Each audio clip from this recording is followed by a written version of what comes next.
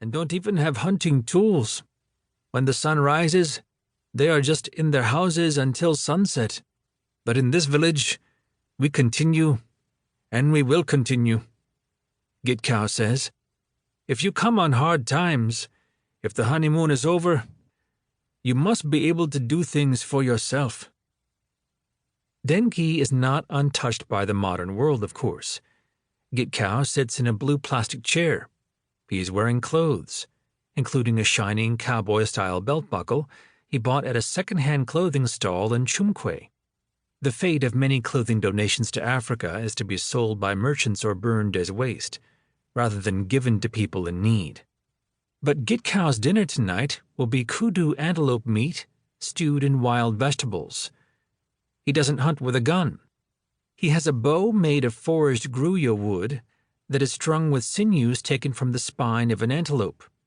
He makes arrow shafts from the thick hollow stems of tall grass and poisons his arrowheads with beetle larvae he dug out of the ground and crushed. His quiver is a tube of tough bark from the fat root of a false umbrella thorn tree, which he had dug up, cut, and then roasted until he could remove its core with only a tap from his hand. Sometimes he makes a smaller quiver and a handful of unpoisoned arrows to sell to the area's few tourists. But these are not skills he preserves for their value in the marketplace. They are the ways and means of his daily life.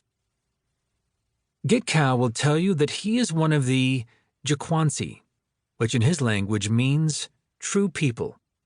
Most outsiders, on the other hand, know them as the Bushmen of the Kalahari, or sometimes the San, having seen them and heard their unusual click language in National Geographic specials or the classic comedy The Gods Must Be Crazy. There's a running debate about the historical baggage of these terms, but as James Sussman, a British anthropologist and writer who has spent much of his career with the Jikwansi, puts it, as far as they are concerned, the problem is not how others refer to them, but rather how others treat them.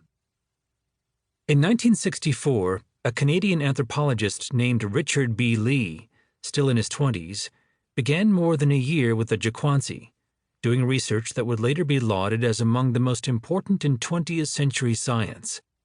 When Lee arrived in the Kalahari Desert, anthropologists, like outsiders in general, saw hunting and gathering as a desperate struggle to survive, a stage of development nearer to wild animals than to contemporary human beings.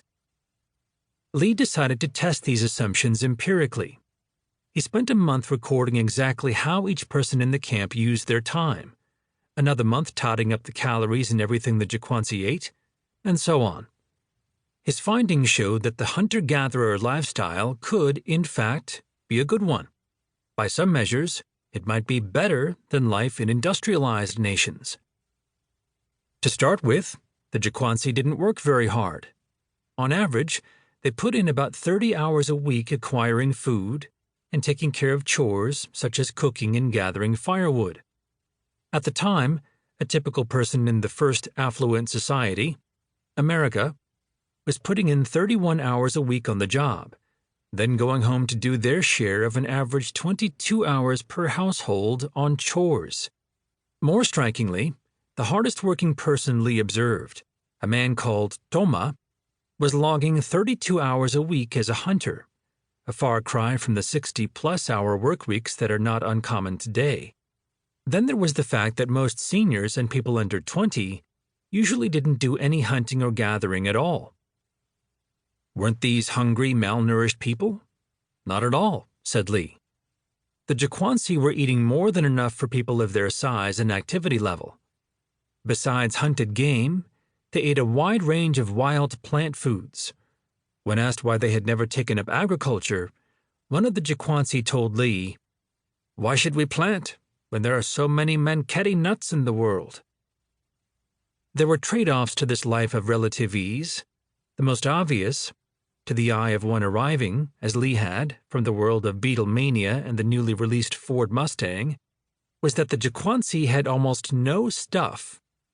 Men owned a few articles of animal hide clothing, blankets, temperatures can drop below freezing in the Kalahari, hunting equipment, and perhaps a simple